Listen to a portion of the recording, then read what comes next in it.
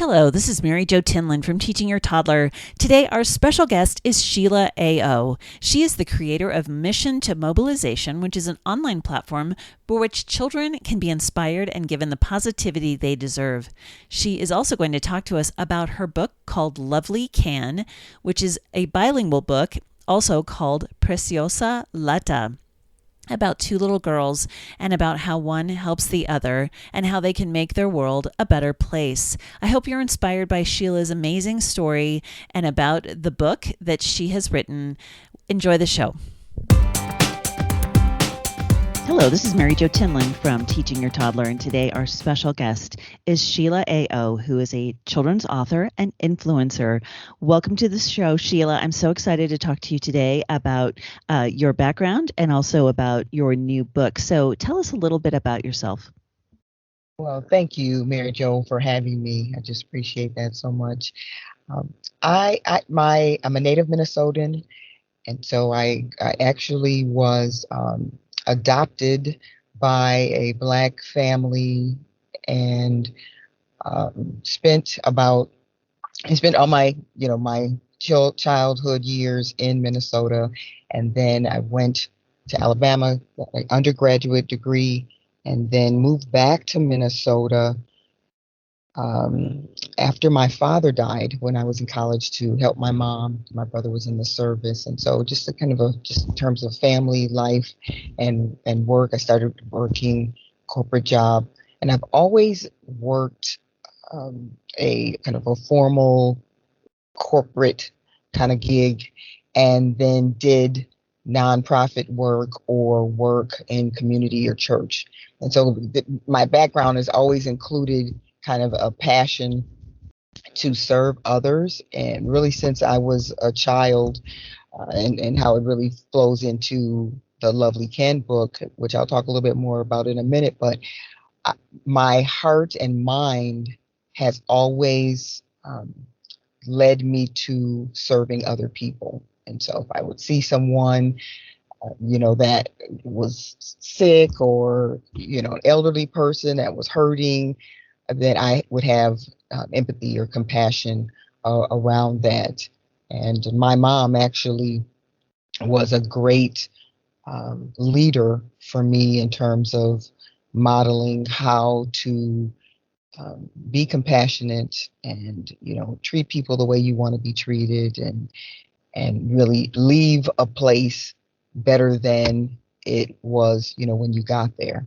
And so Lovely Can really it is the story about a 9-year-old girl who actually is me, that found out her friend in third grade was hungry, hadn't eaten the night before, and Lovely talks the school lunch lady into giving her some extra breakfast, and the story goes on to really allows Lovely to encourage her fellow students, her mom, administrators, to actually get involved to create a food shelf for the school.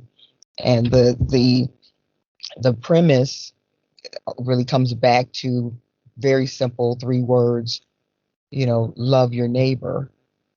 And I believe that, and as we were talking, a little bit ago, that parents desire to see their children become something. They want them to be thoughtful or empathetic, compassionate. And so it's never too early to teach our children, to teach toddlers what we want to see. But I think that it's incumbent upon ourselves to model that.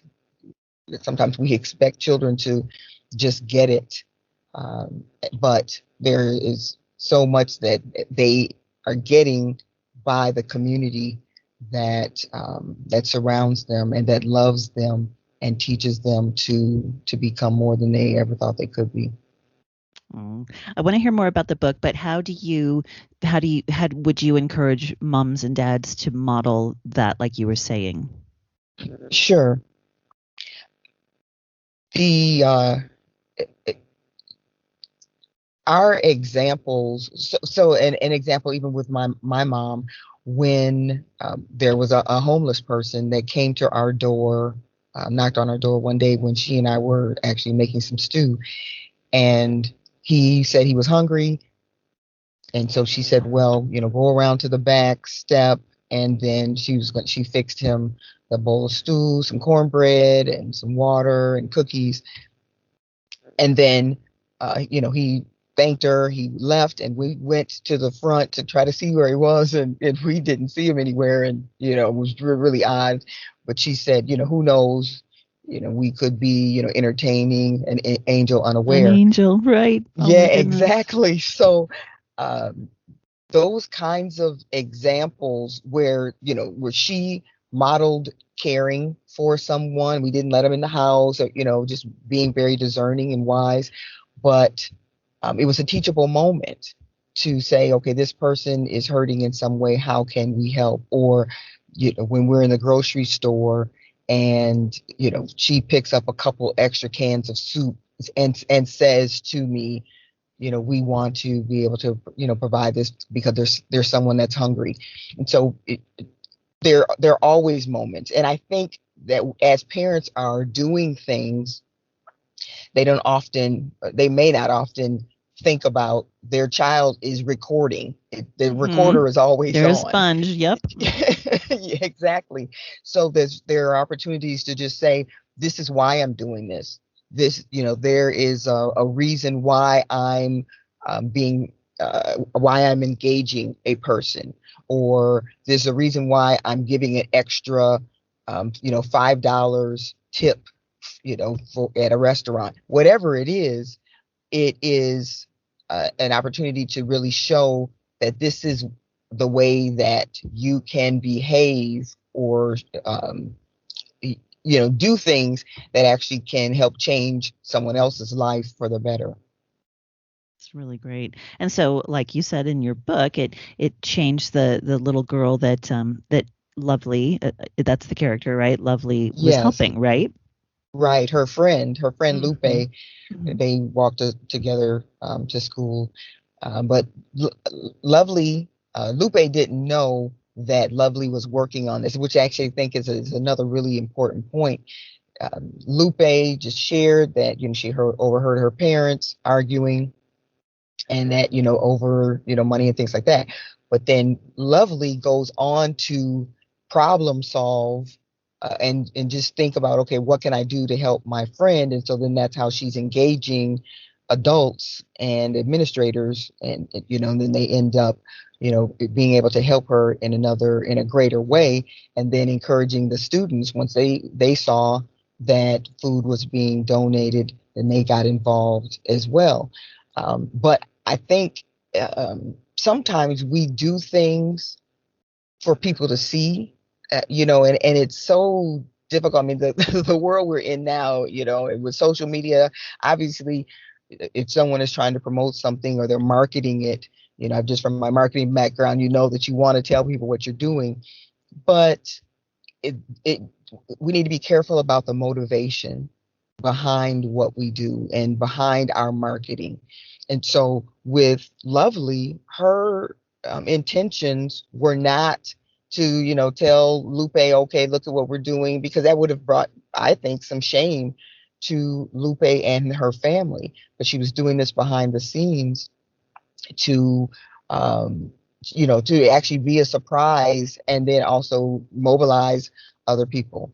So I just think that it's so important that not only are we doing things that are helping to show love to our neighbors, but that many times it can be anonymous, or that we just want to be very careful about what is our motive for doing it. It shouldn't be to show off, but it should be to show love. Mm. Oh, that's a great way to say it. Not show off, show love. I like that.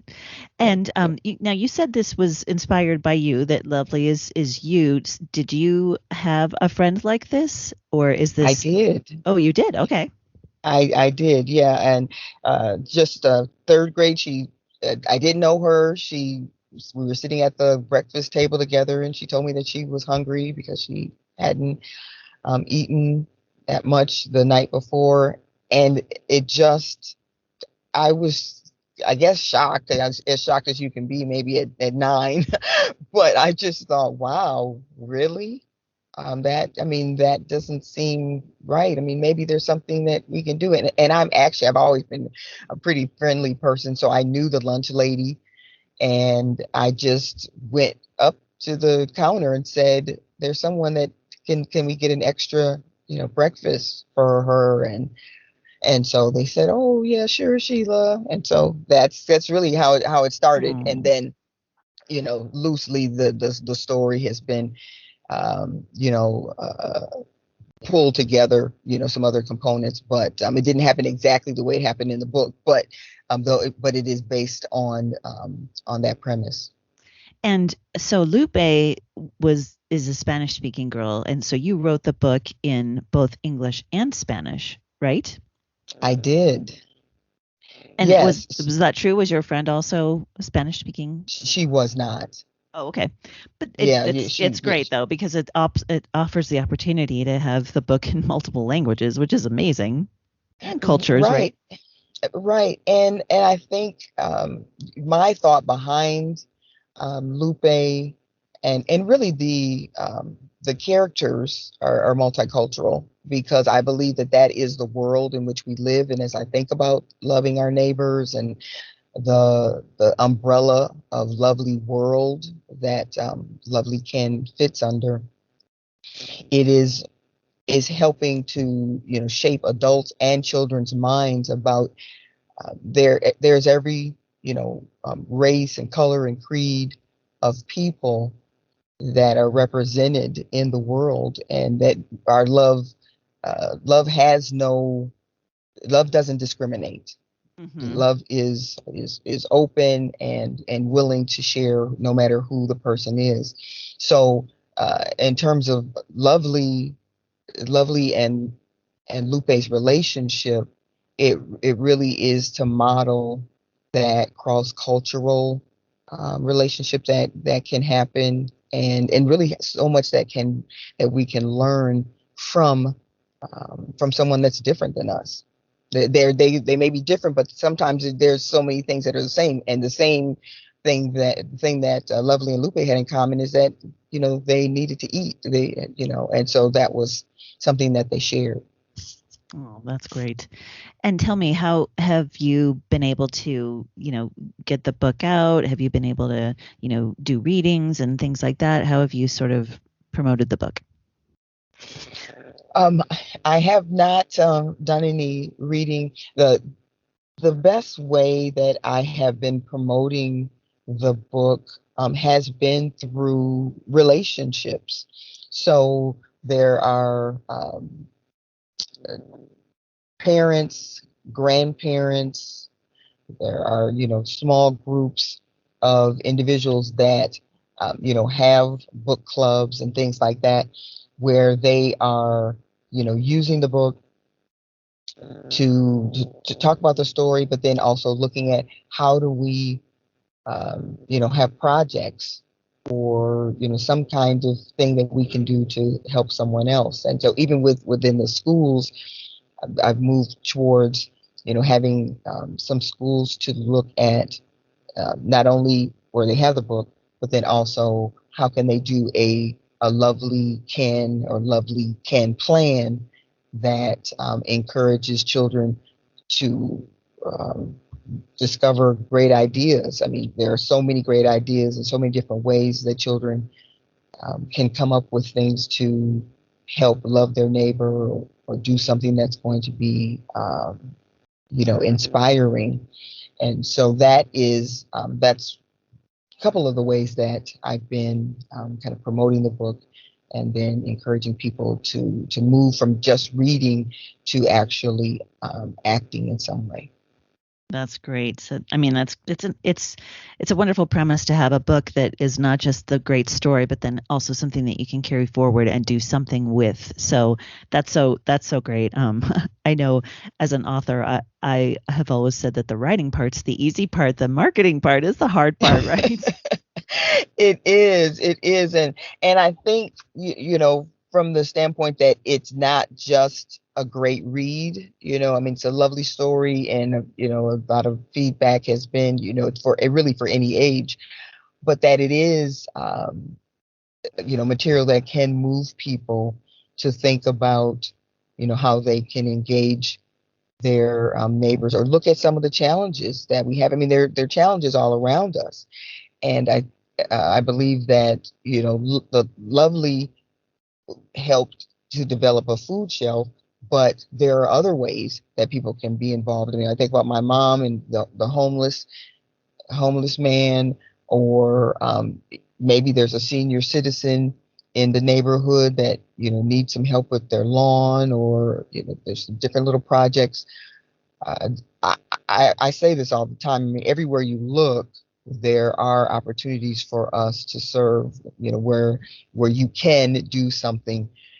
And so to me, like you said, I mean, the writing part is easy. It's a story, but then how do we really inspire people to, for parents to see that they want to model behavior and be able to talk to their toddlers or young children and engage them in simple ways to do something that is outside of their own need.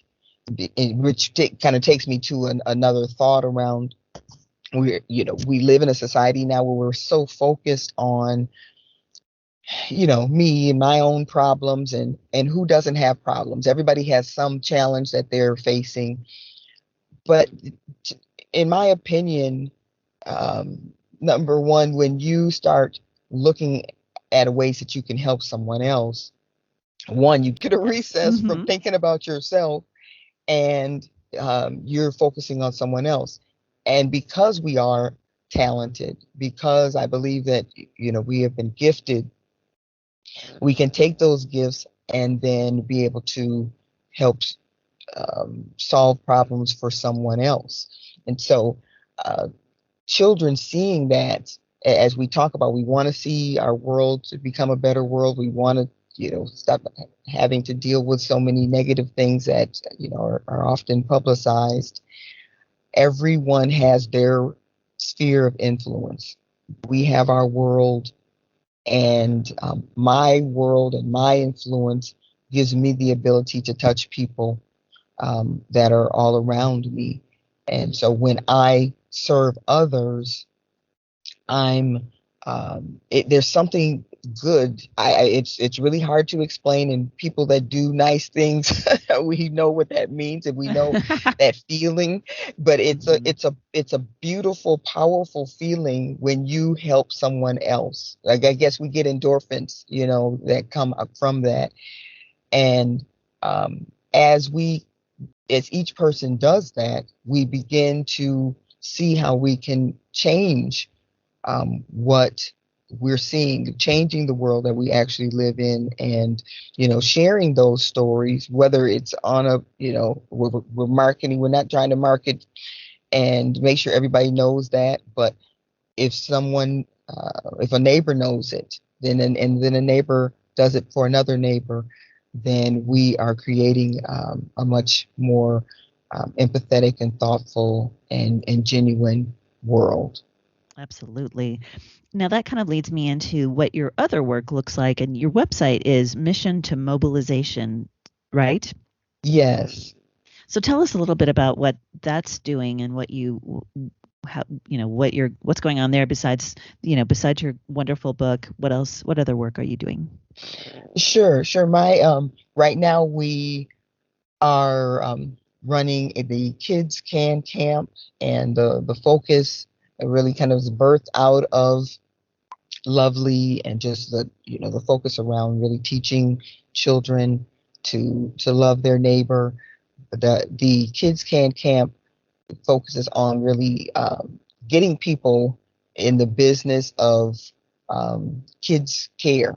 I mean, we have children from every really ages, from toddlers, to 17, that are challenged with so many issues. And when you think about the people use the word at risk, children at risk. Well, if a child is exposed to a phone, then they are at risk. And so the Kids Can Camp is 21 days of plan, play, and purpose, and it's moving children to their great idea day on day 21. And so it's an amazing online camp that allows children to each day check in on our Lovely World YouTube channel. They get instructions actually from the Lovely Ken character, and then are given instructions on different things that they're going to do each day to make their world more lovely. And so they're learning things about that. Sometimes they plant things, so they're learning about being patient. Sometimes they're flying a kite.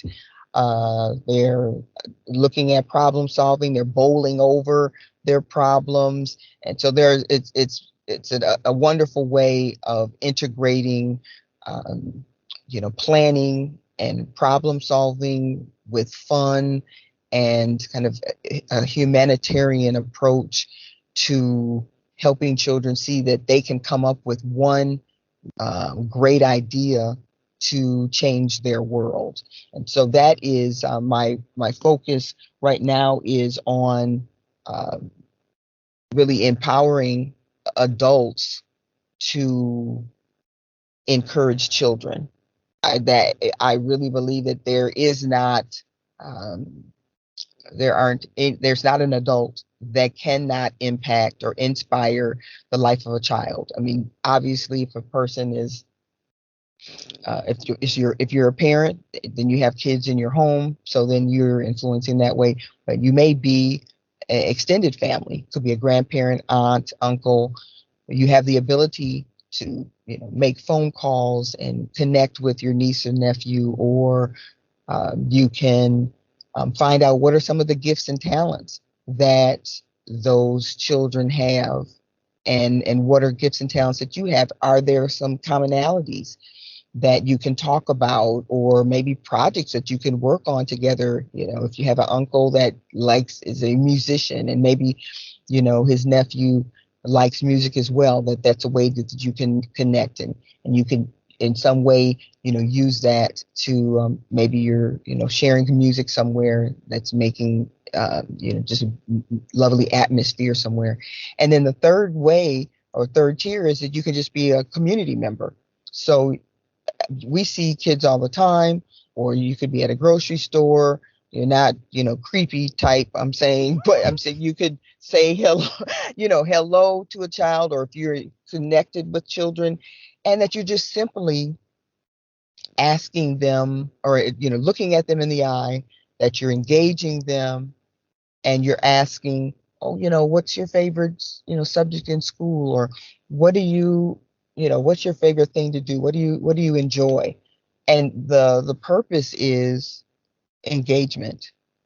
The purpose is looking into the eyes of a child, letting them know that they are valued, they are important, and that they have gifts, and that there's nothing they can't accomplish if they, put their minds, hearts, you know, abilities into it with the proper support. Oh, wow. That's so powerful. It's a great reminder too, I think, for everybody that, just be a part of like humanity and society, and engage with people instead of, like you said, living in your own sort of bubble and world. And it does take, it takes very little, right, to do that, to look at someone in the eye, or, like you said, to pick up an extra couple of cans of soup or things like that. It's very simple ways to do these small things that can make a huge impact, right? Right, exactly. It's very simple. Well, Sheila, thank you so much. This has been fascinating, and just to hear about, the thought process around the book, but also the work you're doing, and also I think it's very inspiring to hear some of these examples of just little things that maybe we take for granted, and we've kind of forgotten about doing, that do make so much difference. And like you said as well, our kids are watching. So tell us how to find you, how to find out more about you, how to find Lovely Can, the book, and anything else you'd like the people to know, that how to find you. Sure. Yeah. So, um, my all my stuff is on missiontomobilization.com, and then I'm on Instagram at Mission to Mobilization, and you can find me, Sheila AO, on LinkedIn and Facebook.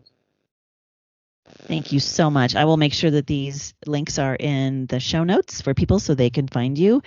Sheila, thank you so much for joining us today. It's been a pleasure to speak to you. Oh, Mary Jo, thank you so much. I really appreciate your work and platform, and you are also helping to make our world more lovely. Oh, thank you. You're Have a great welcome. day. Okay, you too. This has been the Teaching Your Toddler podcast with Mary Jo Tinlin. Thank you so much for joining us today. I hope you'll find us on our website at teachingyourtoddler.com, as well as on Facebook at Teaching Your Toddler, on Instagram, and on Twitter at Teaching Toddler. So join us again, and I hope you have a wonderful week. Thank you so much.